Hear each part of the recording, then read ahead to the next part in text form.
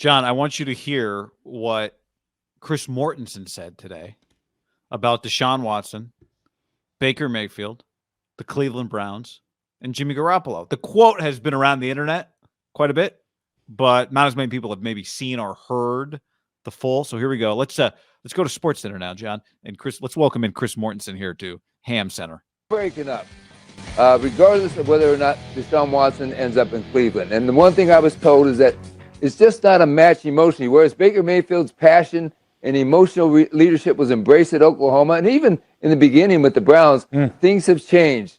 And they want what they consider an adult at that position. And that the Baker Mayfield probably is going to be moved. I think Seattle may end up being a candidate, certainly for Baker Mayfield. Other people may say the Colts.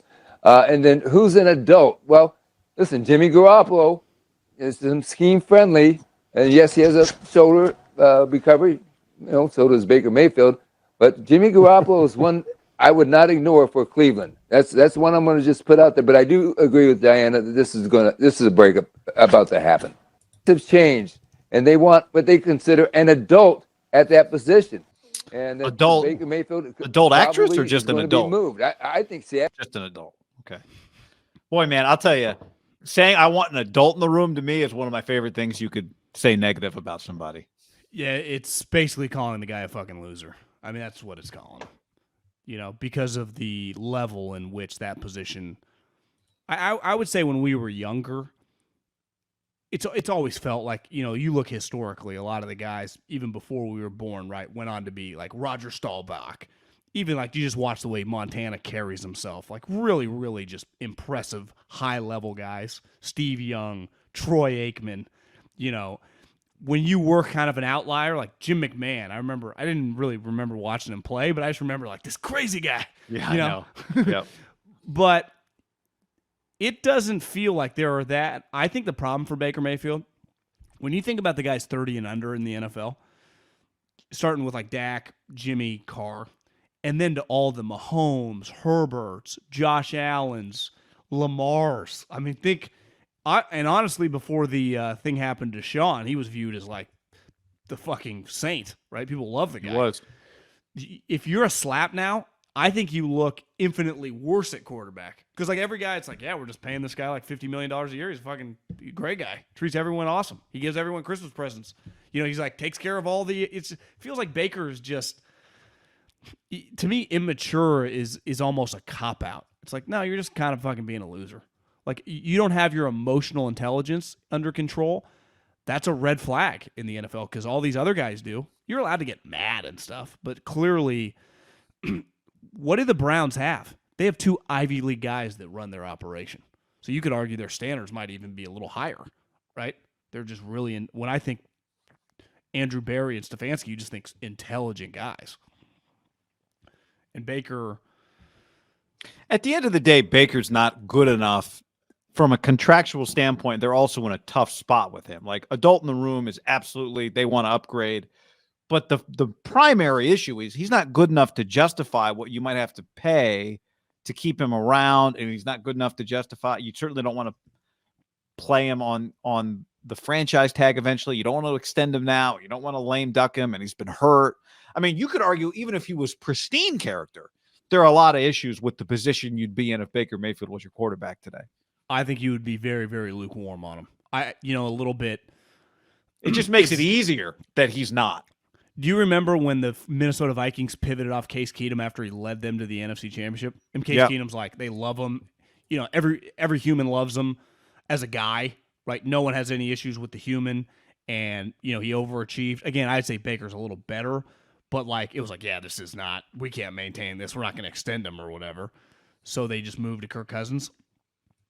To me, there are some similarities. Like, yeah, I mean, this guy's okay and we can function with him. We do not want him and we're definitely not going to extend him. And he thinks he's way better than he actually is.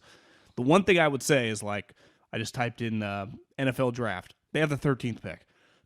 That's off limits. Is there any possibility out of desperation you get the 44th overall pick? That would feel like that's well worth the wait. If the Niners have to wait 2 weeks and get pick 44, it's all worth the. If they have to wait till mid-April and get pick 44, that still feels a little bit like a stretch. To me, realistically 78 in the third round, I think the Niners would that would feel like a pretty big win. Yeah, it would.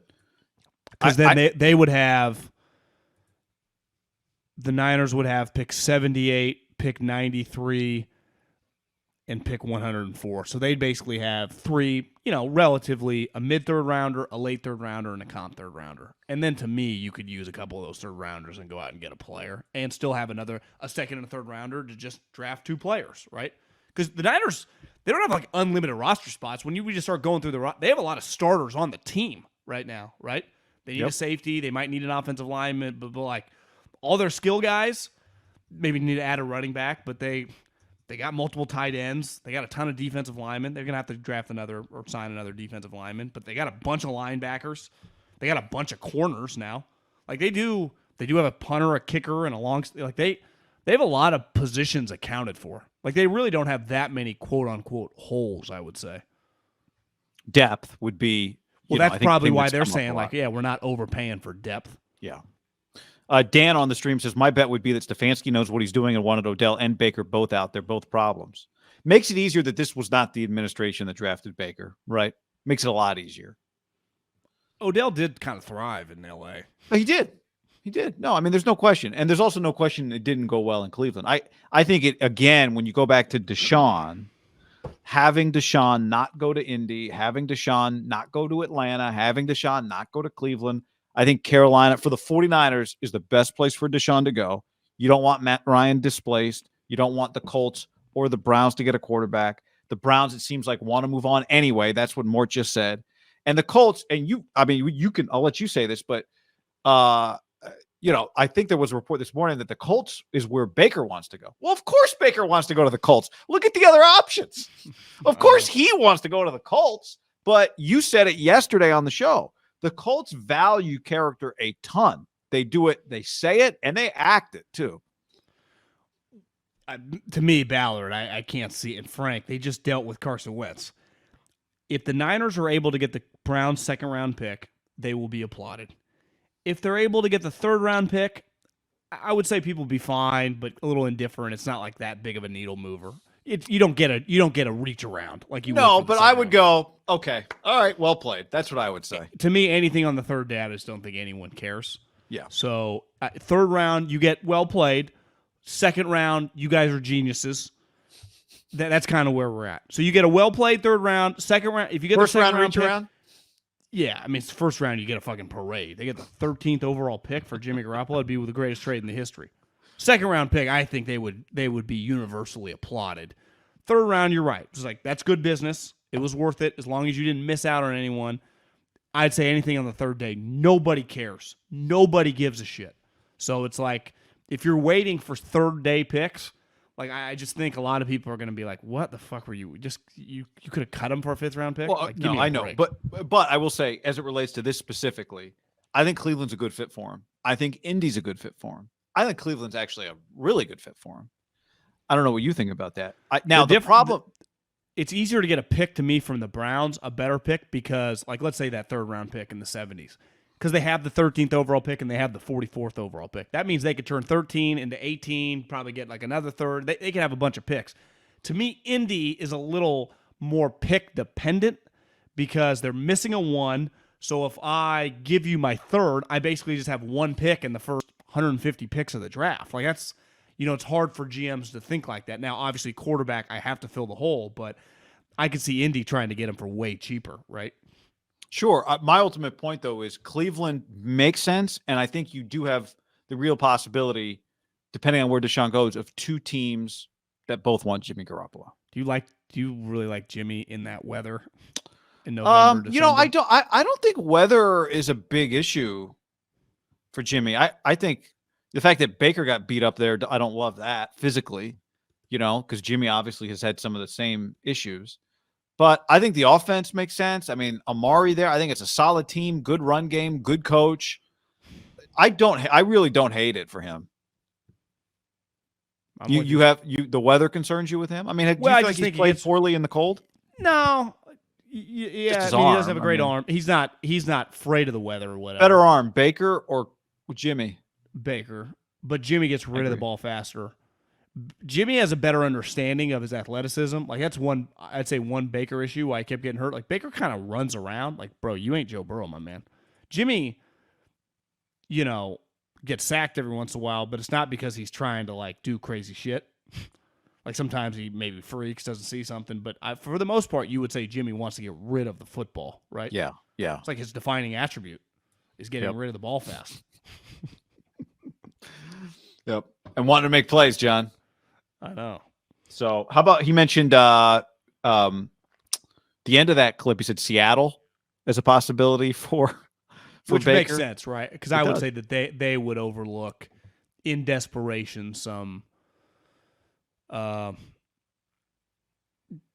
character might be strong, but they kind of like, one thing Morton mentioned there is like the ego and the cockiness from Oklahoma. It didn't quite translate. Mm-hmm. I do think different coaches value different things. And I would imagine that John and Pete really liked Baker coming out, like kind of that bravado bullshit. Now, once you're not as good of a player, it's like that gets diminished, right? Like Joe Burrow, it carries with Joe Burrow his bravado and it's weird because he has a lot of humility, but like the ego in which he plays with because of how good he is, like it feels like Baker has a false sense of like his physical skills sometimes. It has to work. But Baker did have success 2 years ago when they had a Baker run game. doesn't. I don't think Baker sucks. We've always just said we think he's not the future. The guy who we had like one Browns guy who would tweet at us like 3 times a week. I haven't seen him in a while, but Baker put out a statement yesterday, which included this line here: "I have no clue what happens next."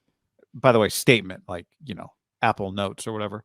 "I have no clue what happens next," which is the meaning behind the silence I've had during the duration of this process. You just put out like a 3-note page statement. So the silence it just sucks. This is part of the deal as a player. You just got to sit back and take it. You might wake up and get traded to the Blue Jays. You might wake up and get traded to the A's. That's part of the deal. And yeah, I mean, this has happened pretty quickly with them in Cleveland. And again, if they thought he was a stone cold leader, locker room rock, I don't think we'd be here. But probably because they need a quarterback. Well, if they thought he was like a top 12 quarterback, great guy at $18 million, isn't he a huge asset to them? You wouldn't go, you know what we really need? To pay Jimmy Garoppolo more money and trade for him. Yeah. I wonder if they just think he's just a lower level guy. Yeah. It might just be as that simple. Like, you just don't get it. And listen, in fairness to Baker, being a quarterback is really hard. It's a lot of pressure. It's really intense. There's a small percentage of people who can physically handle the requirements, right? That are really, really good. There are like 10 really good quarterbacks in the NFL, and really like 5 are way better than the other 5. But then the amount of guys that just like, oh, this guy can mentally handle everything. Honestly, a lot of backups can, but they don't actually have to play, so they don't ever get criticized, right? It's very difficult. It weeds and exposes people fast, either physically or mentally. And a lot of people it gets combined, right? And I'd say Baker's a good example of like, I think his mental started to go when he physically realized like, God, this is fucking hard. But that's a whole that is a separate conversation from even just leadership. Yeah, that's where I give Jimmy can handle adversity much better than Baker can. Right? And I think that speaks to his character of like, Baker, why are you always fighting with the media members? Like, what's the point of this? What is the outcome of this? Why?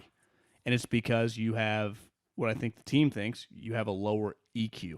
Like Baker's smart. Like he was a good student at Oklahoma. Like people that have been around him, he scored high in the Wonder. Like it's not because he lacks intelligence, right?